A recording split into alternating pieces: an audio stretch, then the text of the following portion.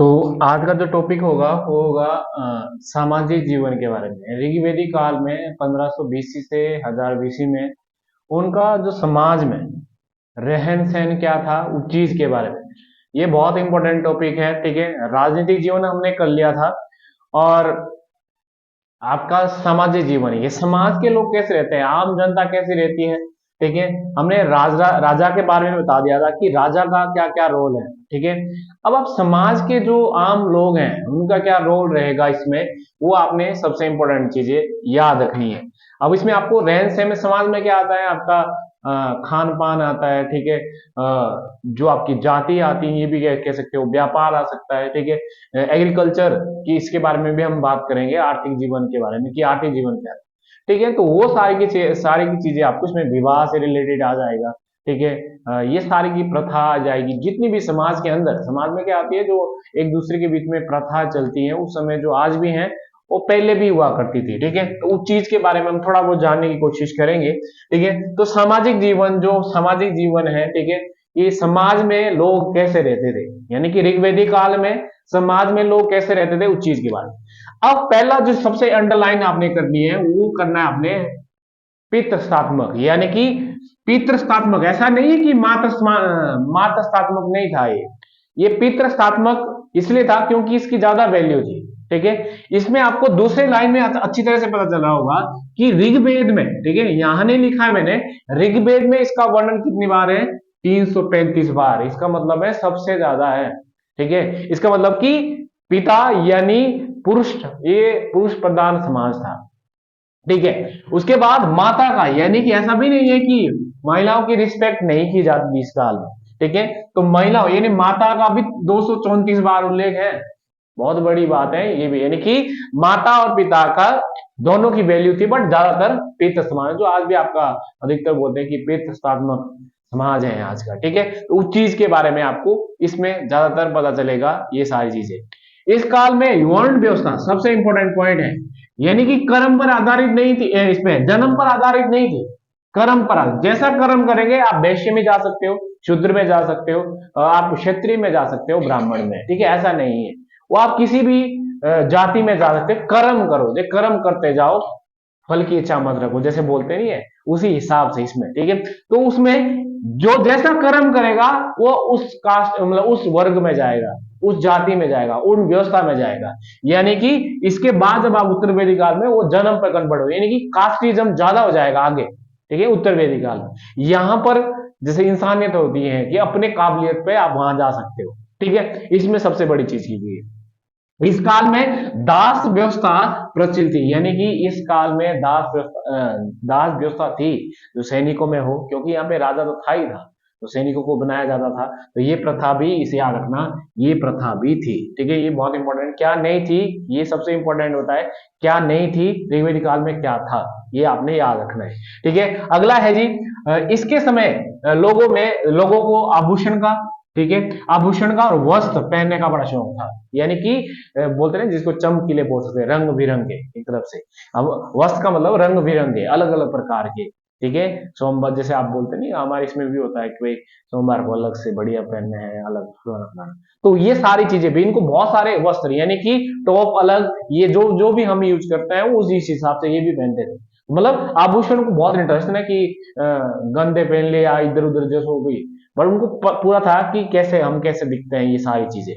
मतलब मैं बात कर रहा हूं 1500 और 1000 बीसी में, पुराने समय में, ठीक है। तो ये इनको बहुत शौक था, जिसमें से कि एक चीज आपको मिलती है निष्क, ये गले का हार हुआ करता था, ये निष्क। बट निष्क बाद में कन्वर्ट हो जाता है कर में, टैक्स में, पैसे में कन्वर्ट हो जाता है। यहां पर इसको गले का आभूषण कहा गया है, यानी कि गले के आभूषण को क्या शब्द दिया गया है, निष्क। यानी आपकी टर्म में बहुत इंपॉर्टेंट होती है, चाहे वो एंशिएंट हो, चाहे मॉडर्न हो, चाहे वो आपका मेडिवल हो, ठीक है। उनमें से जो टर्म होती है ये याद करनी पड़ेगी यार, ठीक है। ये बाद में उत्तर वैदिक काल में पैसे के रूप में कन्वर्ट हो जाता है, टेक्स्ट में आधार पर इसको कन्वर्ट किया जाता है। इस काल में आपको पता होगा कि बलि कर था, ठीक है, तो वो भी आपको पता होना चाहिए। उसके बाद बाल विवाह, यानी कि बाल विवाह और विधवा विवाह, सत्य प्रथा नहीं थी, ये इंपॉर्टेंट है, यानी कि यहाँ प्रॉपर शादी की जाती थी। बट ऐसा नहीं कि जैसे आज के टाइम में है ना कि भाई 18 साल में विवाह किया जाता है। बट उस समय 14 थी, बट ये ठीक थी, सफिशिएंट थी उस समय, यानी कि बाल विवाह नहीं थी उस समय की बात कर रहा हूँ। आज तो ऐसा माना जाता है कि बाल विवाह हुआ ये, ठीक है, बट उस समय आपने आज के भी देखे होंगे कि आपके मम्मी पापा का मतलब 14 साल में शादी होगी, 15 साल में, तो उतना बुरा नहीं मानते थे, बट आज तो मानते हैं, आज तो रूल है ये, ठीक है, ये सारी चीजें, ठीक है। तो विधवा विवाह ये भी नहीं हो, जो विधवा हो जाती थी उसे मतलब विवाह नहीं कर सकती थी वो, मतलब था ही नहीं वो चीजें, ठीक है। दोबारा तो ये आपको सती प्रथा के भी लक्षण नहीं मिलते हैं ऋग्वेदिक काल में, याद रखना, सती प्रथा के नहीं मिलते हैं, दास प्रथा के मिलते हैं, दोनों चीजें याद रखनी है आप, ठीक है। इसके समय प्रतिलोम विवाह और अनुलोम विवाह। प्रतिलोम विवाह होता है जब पुरुष लोअर कास्ट से हो और महिला उच्च जाति से हो, ठीक है, उसको बोलते हैं प्रतिलोम विवाह। यानी कि जो पुरुष हो लोअर कास्ट से, चाहे वैश्य हो, शूद्र हो, और महिला हो हाई कास्ट से, मतलब ब्राह्मण क्षत्रिय। इसका उल्टा करो, यहाँ पुरुष हो जाएगा क्या बोलते हैं, हाई, कि मतलब ब्राह्मण क्षेत्रीय में से, और जो कास्ट होगा वो नीचे वाला, यानी इसका मतलब है कि उस टाइम शादी होती थी, है ना, ब्राह्मण, इसमें बोलते नहीं कि वहां उतना कर्मकांड नहीं थे ऋग्वेदिक काल में, ठीक है। इसका मतलब कि शादी निचली इसमें की जाती, बहुत सारे एग्जाम्पल मिलते हैं, जैसे गार्गी, मैत्रायणी, याज्ञवल्क्य की शादी, वो बहुत सारी एग्जाम्पल मिलते हैं इसमें, ठीक है, जो की जाती थी। अब बहु विवाह, प्रदा प्रथा और तलाक प्रथा ये प्रचलित थी। देखो, बहु विवाह यानी कि एक पति 2-3 शादियां कर सकता था, या एक पत्नी बहुत सारी शादियां कर सकता था, ठीक है, या ये सारी चीजें हो सकती थी, ठीक है, या एक पति की बहुत सारी पत्नी होती थी, या एक पत्नी की बहुत सारे पति होते थे, मतलब ये चीजें दोनों टर्म में थी इस काल में, ठीक है, ये सारी चीजें। पर्दा प्रथा ये थी, ठीक है, पर्दा भी रखते थे, जैसे आज भी देखते हैं घूंघट में रहते हैं काफी, ठीक है, वो सारी चीजें भी उस समय थी, ठीक है। ये एक तरफ से प्रथा है भाई, प्रथा है, हिंदू धर्म में मानते हैं ना, बाद में खत्म हो जाती है मॉडर्न हिस्ट्री में, ठीक है, जो आज भी आप कहाँ देखते हो, ज्यादातर नहीं देखते, ठीक है, वो सारी चीजें। उसके बाद तलाक प्रथा, यानी कि तलाक देने की प्रथा, जो भी तलाक दी जाती है वो उस समय भी थी, ठीक है, ये सारी चीजें आपको पता होना चाहिए। अब इस काल में शिक्षा प्रचलित थी और स्त्री शिक्षा पर बल दिया जाता है। इसका मतलब है महिलाओं को निजी लिस्ट में नहीं रखा जाता, महिला स्वतंत्र थी ऋग्वेदिक काल में, आपको अधिकतर दिख रहा होगा, यानी कि आपने अगर सुना होगा घोषा, ठीक है, अपाला, विषपला, ये वो स्त्रियां हैं जो एजुकेटेड थी, ठीक है, एजुकेटेड, ये सारी की सारी बहुत इंपॉर्टेंट है, यानी कि यहाँ पर उपनयन संस्कार होता था, उपनयन संस्कार जो एजुकेशन से होता है, यानी पढ़ाई कराई जाती थी, वो वही उनमें से वो थी ये घोषा, जो मैं बता रहा हूँ, घोषा, अपाला, विषपला, ये विदुषी है, ठीक है, विदुषी है ये, विदुषी है ये, ठीक है, तो ये आपको पता होना चाहिए, यानी कि स्त्रियों को, हाँ याद रखना, पर स्त्रियों को एक चीज है, स्त्रियों को संपत्ति का अधिकार नहीं था भाई, उनको संपत्ति नहीं मिलती थी, पुत्र को मिली थी, ठीक है, तो वो सारी चीजें हैं जो इस चीज के बारे में आपको पता होनी चाहिए कि क्या क्या चीजें हैं, ठीक है जी। अब आते हैं आर्थिक जीवन पर, ठीक है, आर्थिक जीवन पर, हाँ एक चीज आप इसमें लिख सकते हैं, सामाजिक जीवन में क्या होता है, देशच्यु भी होते थे, ठीक है, देशच्यु, ठीक है, जो अछूत बोलते हैं ना जिसको, अछूत बोलते हैं ना जिनको, वह है ये देशयु, ठीक है, जो अछूत बोलते हैं जिनको, ठीक है, तो अछूत यानी कि देशयु जिनको छूते नहीं है, उनको इस मंदिर में नहीं आने देते हैं, ऐसा कुछ, है ना, तो वो सारी चीजें हैं, ये भी शब्द मिलता है। बाकी व्यापार यहाँ पर किया जाता था, आय और व्यय मतलब वस्तु विनिमय होता था, ठीक है। अब आर्थिक जीवन क्या है, सामाजिक जीवन का मैं आपको बता दिया, इंपॉर्टेंट टॉपिक जो आपने याद रखने हैं। अब आपने आर्थिक जीवन, दूसरा जो इंपॉर्टेंट टॉपिक है इसी ऋग्वेदिक काल में, यानी कि अर्थव्यवस्था, पैसा वगैरह कैसे कहां से खर्चा करते थे, ठीक है, ये सारी चीजें हैं जो आपको पता होनी चाहिए, ठीक है। इसके समय, ठीक है, आर्थिक व्यवस्था कृषि और पशुपालन पर आधारित है, वैसे एक और भी लिख सकते हैं व्यापार पर भी, ठीक है, व्यापार वैसे होता था यहाँ पे, उतना नहीं होता था। कृषि और पशुपालन यानी कि एग्रीकल्चर करते थे और जानवरों को पालते थे, ठीक है, जो आपको आगे पता चलेगा कौन कौन जानवरों को पालते थे, ठीक है। इसी तरह से मैंने बताया कि गाय इनकी सबसे इंपॉर्टेंट थी, आर्थिक आधार था। अब आपने मैंने बताया था ऋग्वेद में भौतिक सुखों की प्राप्ति, बट उसमें ये भी मंत्र है कि ऐसी पूजा की जाती थी कि हमें अधिक अत्यधिक क्या चाहिए, गाय चाहिए, ऐसे मंत्र यूज किए जाते थे, ठीक है। तो इसको अगन्या, जो ना मारे जाए, ठीक है, अगन्या भी कहा जाता था, यानी कि अगन्या भी जिनको ना मारा जाए, यानी गाय को पवित्र मानते थे। ठीक है, गाय को क्या मानते थे वो?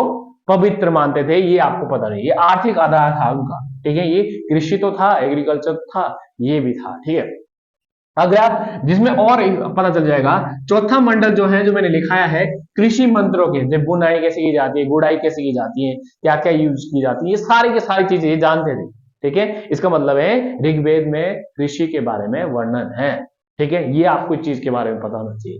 ठीक है, उसके बाद कृषि योग्य भूमि को उर्वरा, क्षेत्र भी कह सकते हो आप, क्षेत्र भी कहा जाता है, यानी कि जो कृषि, जहां पे एग्रीकल्चर किया जा सके, जहां पर एग्रीकल्चर किया जा सके, उसको उर्वरा या क्षेत्र भी कहा जाता है। ठीक है, तो ये आपको इस चीज के बारे में पता होना चाहिए। अब इसके बारे में जानते हैं कि कौन कौन से जानवर वो जानते थे, कौन कौन सी वो फसलें जानते थे, और कौन कौन सी वो फसल नहीं जानते थे। ठीक है, तो ये सारी की सारी चीजें आपको पता चलेगी। अब वो हाथी को भी जानते थे, ऊंट को भी जानते थे। ठीक है, ऊंट को भी जानते थे, बकरी को भी जानते थे, कुत्ते को भी जानते थे, भेड़ को भी जानते थे, बेल को भी जानते थे। ठीक है जी, और वो घोड़े को भी जानते थे। अब अगर आप उनको नंबर वन पे लगाना है, नंबर वन पे आएगा आपका घोड़ा, जिसमें मैंने बताया घोड़े का अवशेष, अवशेष नहीं सॉरी, उल्लेख सबसे ज्यादा मिलता है, आपको यहां लग रहा होगा 215 बार। किसमें? ऋग्वेद में। ऋग्वेद में इनका वर्णन है। ठीक है, उसके बाद गाय का 176 बार, यानी कि दूसरी इंपॉर्टेंट जो पालतू जानवर थी, या बोल सकते हैं आप, वो थी गाय। और तीसरे पे था आपका, इसको बेल बोल सकते हैं, वृषभ को बेल बोलते हैं, यानी कि इसका वर्णन भी 170 बार है। यानी ये तीन बहुत, बट इनके अलावा ये भी थे, ऐसा नहीं है, ये भी थे। ठीक है, तो इस चीज के बारे में आपको पता नहीं चाहिए। अब देखो, किस चीज को, फसलों को नहीं जानते थे ये। ठीक है, कपास को नहीं जानते थे ये, नमक को नहीं जानते थे ये। ठीक है, इस चीज को नहीं जानते थे, इसका मतलब है दूसरी सभी चीजों को जानते हैं, गेहूं, चावल, जो भी धान, रागी, जो भी, बाकी सभी को जानते थे। ठीक है, ये अब किस जानवर को नहीं जानते थे? ठीक है, किस जानवर को नहीं जानते थे? वो थे बाघ, गेंडे, ये दो जो आपके इंपॉर्टेंट है। ठीक है, ये दो चीजों को नहीं जानते थे। ठीक है, जो ये जानते, ये तो इंपॉर्टेंट चीजें हैं। ये दो टॉपिक आपके थे, सामाजिक जीवन और आर्थिक जीवन। ठीक है, मैंने आपको बताया किस चीज को जानते थे, समाज कैसा था, यानी कि ऋग्वेदिक काल का है। ठीक है, ये याद रखना है, ऋग्वेदिक काल जब ऋषि मुनियों थे, तो उन्होंने क्या क्या चीजें की, और उस समय समाज का दायरा कैसा था, उस चीज के बारे में। ठीक है, तो आज के लिए आपका ये दो टॉपिक होंगे, सामाजिक और आर्थिक जीवन, जो आपके लिए बहुत इंपॉर्टेंट है। ठीक है, तो यहीं पर आज तक हम इसको रखते हैं। ठीक है, तो